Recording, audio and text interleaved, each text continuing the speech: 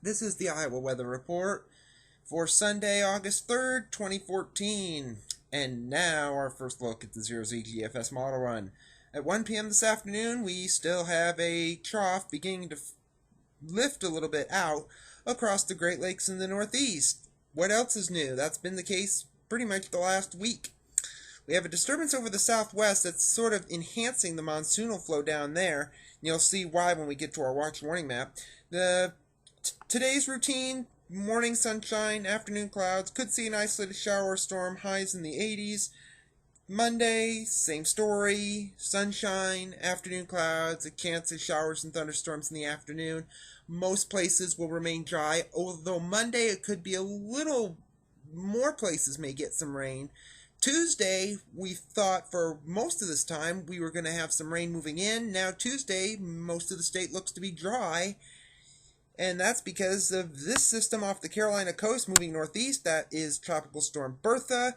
That's recurving, and that's slowing the systems down because now the storm's coming in very late Tuesday night into the day on Wednesday with some showers and thunderstorms possible. And as you can see, it kind of gets backed up in far western Iowa because of this high pressure that's about over Marquette, Michigan, Green Bay, Wisconsin. That's bringing dry air down from Canada and kind of taking this system and squashing a lot of the moisture back to the west. You can see that high pressure is pretty much over about Green Bay, the northern part of Lake Michigan, keeping a lot of the heaviest precipitation or the best chances of precipitation over the western counties of the state through eastern Nebraska, the Dakotas. It begins to lift a little bit closer, maybe from Interstate 35 west. This is by Saturday, mind you. That high pressure is still pretty much over the Great Lakes. It is not moving, and it's not causing this system to move. And even by next Sunday, you can see we now have our zonal flow, which we've been talking about, that the trough ridge pattern was going to turn into a zonal flow. And with this, you'd think storms would start to move from west to east. Well, finally, this high pressure gets booted out into the eastern Great Lakes, so we could see some showers and storms by then statewide. With the warm front, it looks like. Better chances over the southeast with the afternoon showers and thunderstorms. And then, guess what? We go into the extended period on August 14th, and guess what this is? It looks like the last week and a half.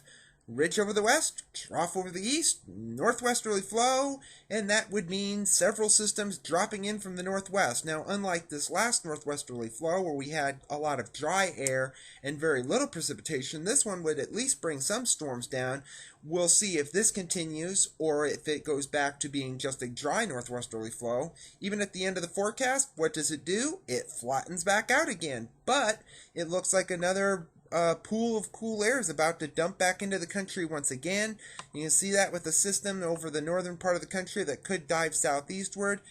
And this is around the time that school begins for most of the state. So temperatures up to this point will probably be near seasonal levels, then below.